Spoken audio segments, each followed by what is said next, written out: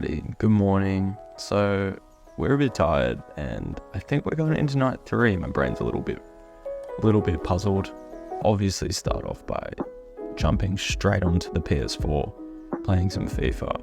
Can't play FIFA without any snacks, so grab some of my chocolate oranges out of the fridge that I prepared earlier, and last carrot in the bag. Carrot into a big 1 kilo tub of Obella hummus and some chocolate oranges. Probably the best FIFA snack. Obviously straight in the tub, straight in the mouth. It is great. So yeah, we're just gonna jump on a bit of FIFA. We grinded that out for quite a bit, and now after that, shower time. So we're gonna go get ready, and we have to caffeinate, otherwise brain does not function at all. Place is a bit of a mess, so we're just gonna have to get some coffee in, and hopefully revive ourselves for the night shift. So yeah, we just go ahead. We got this little DeLonghi, so it's not too bad. We just put in the coffee and then we get a nice little shot, a little bit of crema. It's all good. But yeah, we're feeling a little bit sleepy today, so a bit of a slow start to the day. We're not doing too bad on the night shift so far. I mean, it is a run of 7. You need to get into the swing of things. I think night 3 you're a bit tired, so you essentially have to get through this one, and then I reckon after this one or the night before you get some good sleep. Let's just check in to see how we've been so far, and I'll be honest, I'm pretty sure the worst is yet to come. It's been okay so far. We've had some good people, we've had good vibes. It's been okay, but I'm sure it'll get much more busy. And not saying that we haven't done anything, but we've had like a steady influx of patients, steady amount of admissions, nothing too outrageous. I think we had, it's been around just slightly under 10 people who have been seeing each night, which has been okay. Not too bad actually. This is the first coffee for the day. We had a bit of an interesting day to start off. I woke up really early. I woke up at 3 o'clock, so I think I only would have had about 6 hours of sleep, and it was stop start. So I slept for 3 hours, then I slept for another 2 hours, and then another 2 hours after that or something. So yeah, it was a bit stop start, and I woke up my brother just called me and he's like, yeah, let's play FIFA. I'm like, all right, well, I guess I'm playing FIFA now. At that time I had some food. We just had some curry or whatever was in the fridge, some frozen meal. Had a few of my chocolate oranges, which was absolutely delectable. Then what did we do? I think we ended up just crashing after that. It was about 4:30 by the time I finished eating and playing FIFA, and we ended up going straight back to sleep. And now it was 6:30 when I woke up. It's now about 7 o'clock. We should probably make our way in to the hospital to start our 3rd night shift. Let's head on in. Night 3 of 7. Let's get to it. I think I spoke about night shift recently. I can't remember. It might have been my 2nd or 3rd sort of episode. We did a bit of a vlog night shift, but that was when I was a resident. So slightly different to when you were a registrar. We'll just go back through how the night shift is actually structured, because I think that's kind of an interesting one to talk about, and maybe not something a lot of people know about. Night shift can be very dicey depending on what patients you have to deal with overnight, what level you are at in terms of your seniority, what level of support that you have surrounding you. So there's a lot of people who have to do night shift, and I've heard of some absolute horror stories in the country. Very, very sick patients and slightly junior, not slightly, pretty junior people it's kind of a bit scary, to be honest, hearing about some of the things that people have to go through. Now, often, how's this? So I am third year working as a doctor. Well, this guy's just sweet, just pretended he's a car, stopped right in the middle of the road. So rogue. Yeah, there are people who have been as senior as I am, and if you can't tell, being sarcastic, I'm only in my third year of being a doctor. I've only worked for a couple months almost this year. So that's pretty much 2 full years and a little bit. And these people in the country may have myself as the most senior person on overnight. And that's for everywhere in the hospital, like different versions of me in ICU, in the medical ward, on the surgical ward. They may not even have people close by as well, which is a bit scary. And talking to some people, it's actually kind of not a laughing matter at all. I mean, I'm saying it almost a nervous laugh because of how frightening that would actually be. I think the one thing in medicine that you don't want to feel and you worry about is making mistakes and feeling out of your depth, out of your comfort zone. So having people who are more senior nearby is ultimately such a sigh of relief sort of feeling. And you want to be able to feel like you practice medicine with a level of safety. You're still able to, excel, and you're still able to improve and learn and develop and, challenge yourself in terms of diagnostically. My God, I thought that guy was going to walk straight into that car. What is going on tonight? There's 2 close calls, and you still want to be able to do that within whilst having safety nets there. And without that, I think it honestly verges on being quite dangerous. If you are ever feeling stuck in night shift, I think there's always actually people you can call, and even if they're not even in the health service that you're in, often, think about it. You went through med school with a whole bunch of people, and you've even worked with a whole bunch of people who might be in your area as well, and might be at adjacent hospitals, potentially also on overnight. Now, I know I can just go through to the switchboard of different hospitals and talk to those overnight people who are actually awake working at that hospital, who may have slightly more experience than I have. And if I needed to bounce 2 or 3 ideas off them, then I could. And knowing that and actually having access to that, so helpful. Some of those people on overnight may actually be very, very good and very capable, much more capable than potentially the person who's calling them. If I'm in my first time doing something like a role, and then someone's done that role for 3 or 4 years now, they're obviously going to have much more experience and be slightly more comfortable in that role than I am. So if I have a question or 2, then I can just bounce that off them, and if I'm ever feeling uncertain or stuck, then that's always an option. Of course, you have your consultant on overnight, and you can always call them. And I think if you're worried about someone and you feel out of your depth, calling them or trying to call them is just call them up. I mean, when you think about it, it's what's the worst that could happen?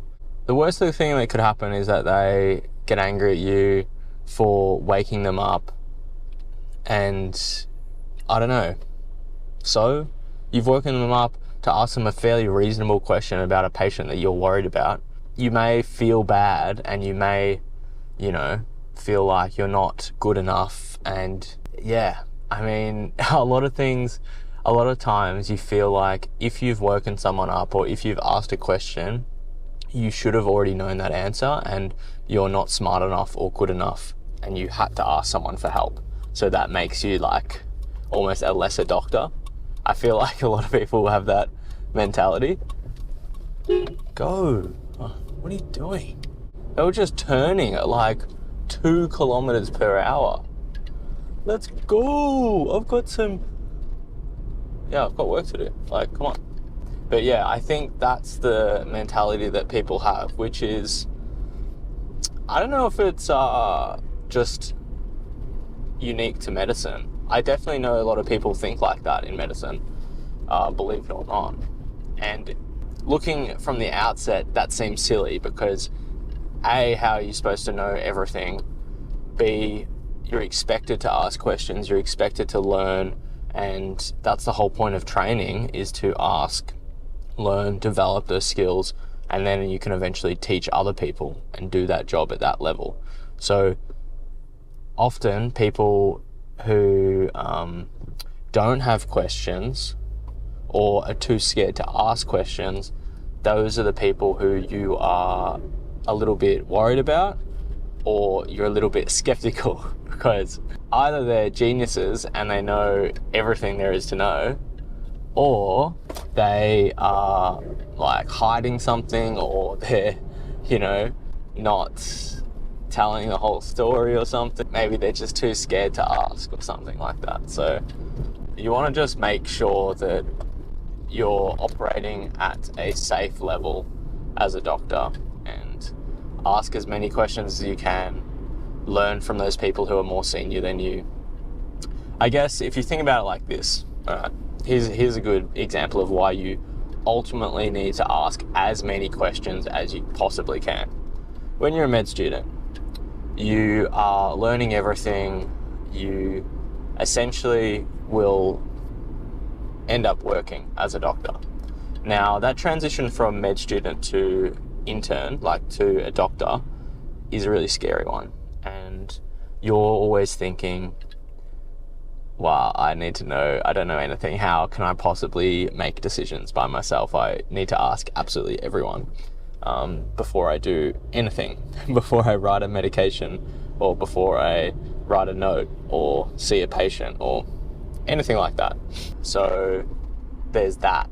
And I think if you have that outset, like, well, I'm eventually going to be working in this field and I need to make decisions about things and about patients and about medical conditions for myself, then I'm going to try to learn as much as I can about that so that when I'm in that field, when I'm in that space, I can be as knowledgeable as I can be. And I feel like that would just make me feel way, way more comfortable. The next level is, well, as you become more and more senior and more advanced in medicine, if you don't ask the right questions, if you don't ask people for help, then you will eventually get burnt by patients who you're not able to look after, patients who you're not able to treat appropriately. You might miss certain things that shouldn't be missed, and then there can actually be complications, consequences, adverse outcomes, you name it. And that's the most important thing. So to examine yourself and allow yourself to be examined under a microscope is truly important in medicine and in probably like a lot of areas in life.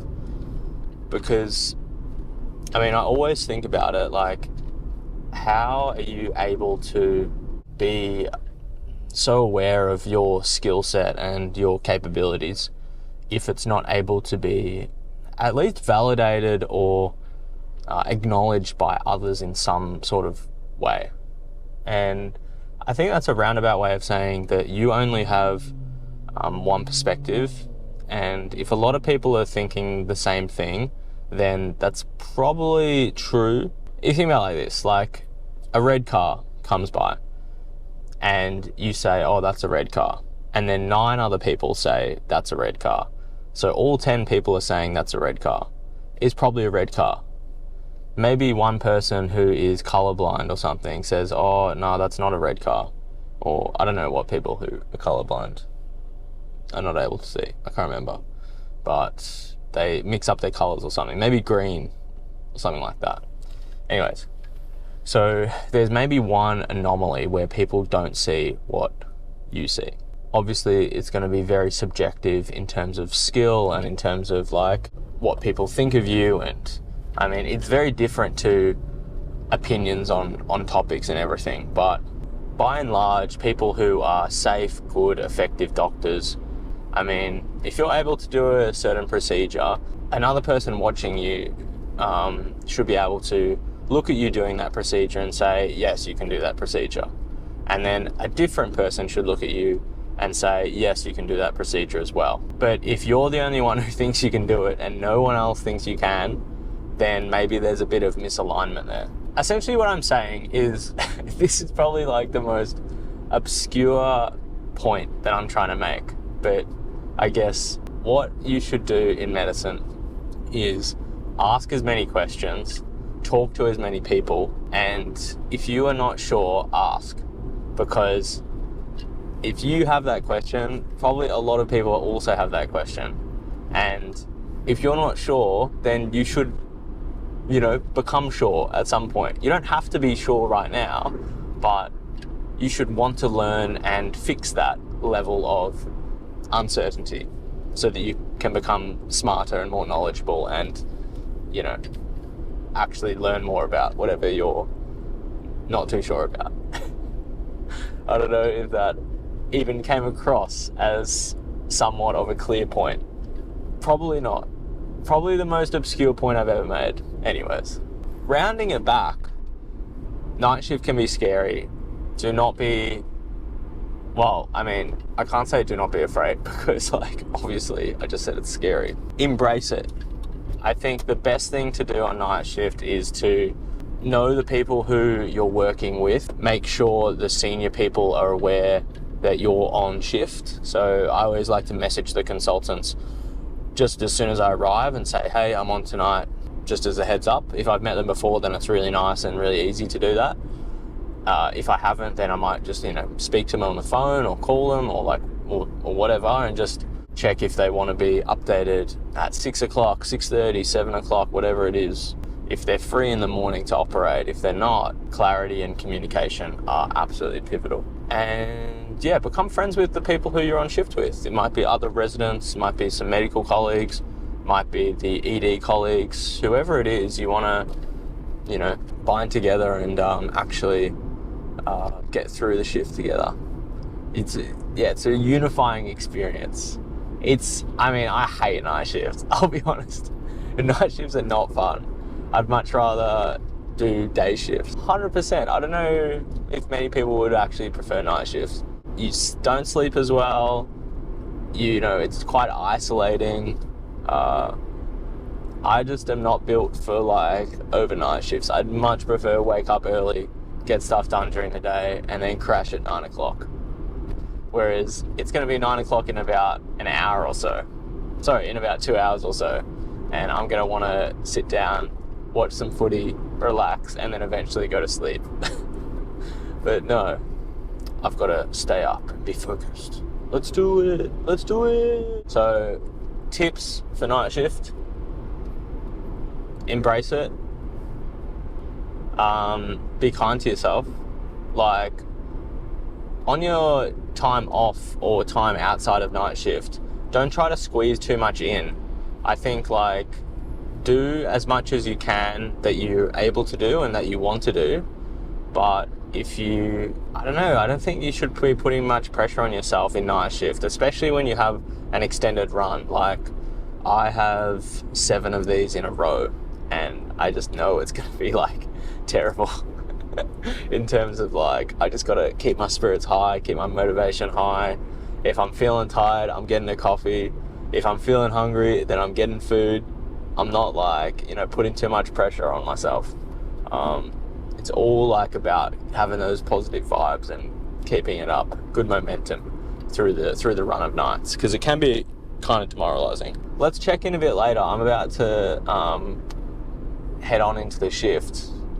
Hopefully that explains a little bit about what my perspective on night shift is. I don't know that much about night shift. I've only done it a few times, but from what I've experienced so far, it can be okay. It can be very busy.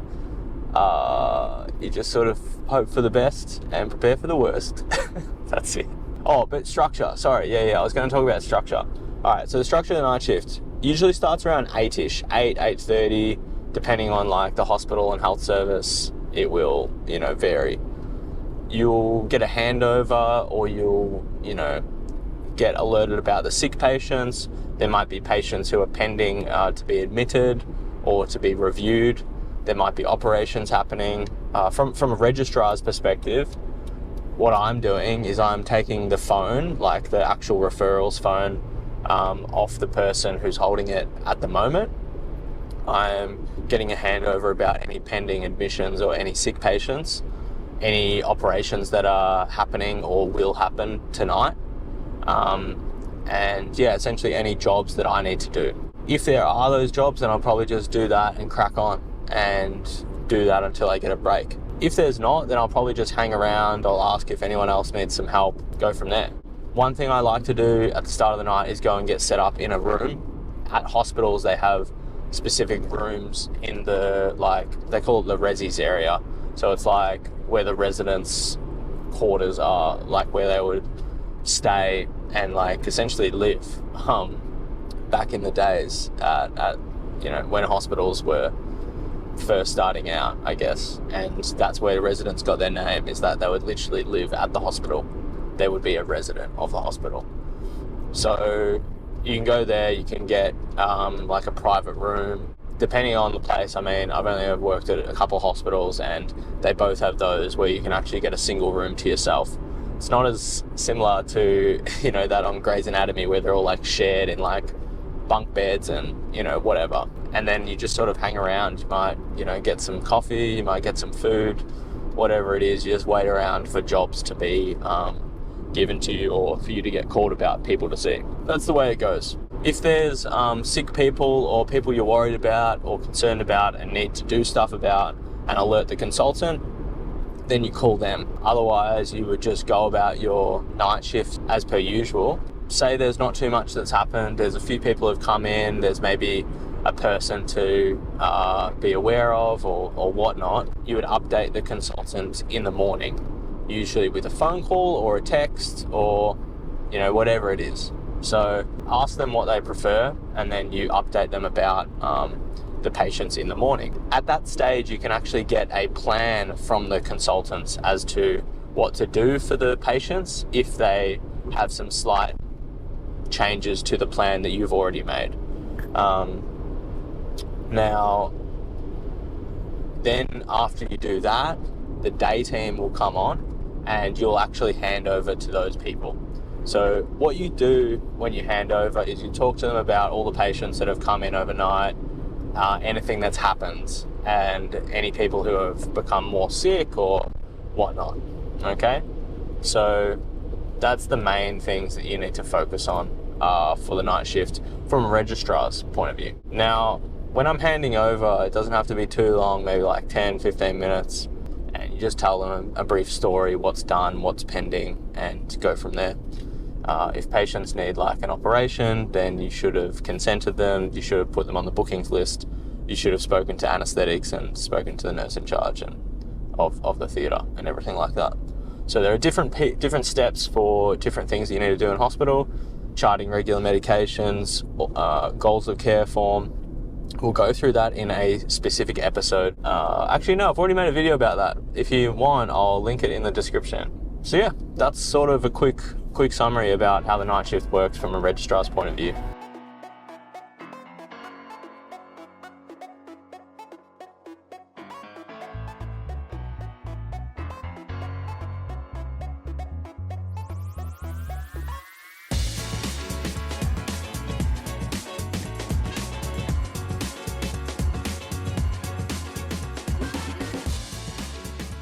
Let's get the hell out of here, honestly. Today, wow, that shift, unbelievably busy. Probably the busiest shift we've had so far. Real simple. 2 operations, 7 admissions, very little rest. Phone on the floor, dead. No portable charger. No AFL watched, phone revived. A lot of phone calls. Alright.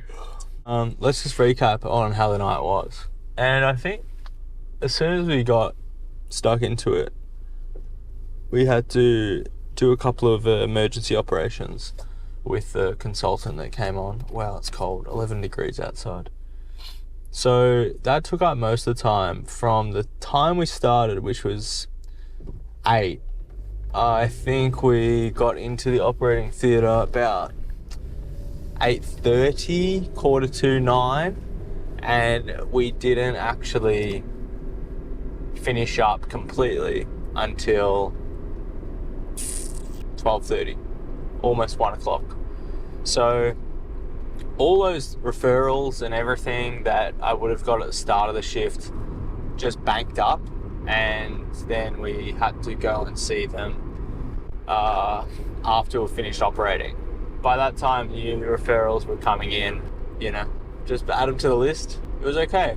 I think we actually managed okay. There was 2 general surgery admissions and like 5 urology. Whatever it is, it is. It's just, it's nice to get in the flow. I think there was one patient who we were a little bit concerned about. We had to organise a scan, and I was just a bit touch and go. I think we should just, see how he is. They actually ended up being not too bad. So I'm mentally exhausted. I don't think we actually took a break until about 4 a.m, to be honest. And sorry, it was about 3:30, 4 a.m. I still had people to see, but I needed like a break, so I just forced myself to take like a good 30 to 45 minutes, have some food, have a coffee, and then just split up that before I saw more referrals. Otherwise it just goes and keeps going, It's hard to actually take a break if there's no forced break and if you have so much work to do. In hindsight, we managed it okay because you don't want to hand over stuff to the day team to sort out. That's like a good rule of thumb. Sometimes it's inevitable. You'll get called right before handover time. I mean, if you get called at handover time about a new referral and you have to prepare the handover and speak to the consultants, because like the main thing is after you've done all the work overnight, if there's non-urgent things, then you spend that time prior to handover updating the consultants, checking if they want anything. Not too bad, probably the busiest night out of the 3 so far. Once night 4 is done, that's over halfway. That's a milestone and a half. And then we can relax. But we've got 3 weeks of this, which is kind of scary. We're very hungry. We didn't have that much to eat, so I mean, I don't want to get Macca's again on the way home. I want to actually get some food, but maybe we will be tempted. We actually got 2 egg and bacon McMuffins yesterday, which was absolutely delightful and well and truly.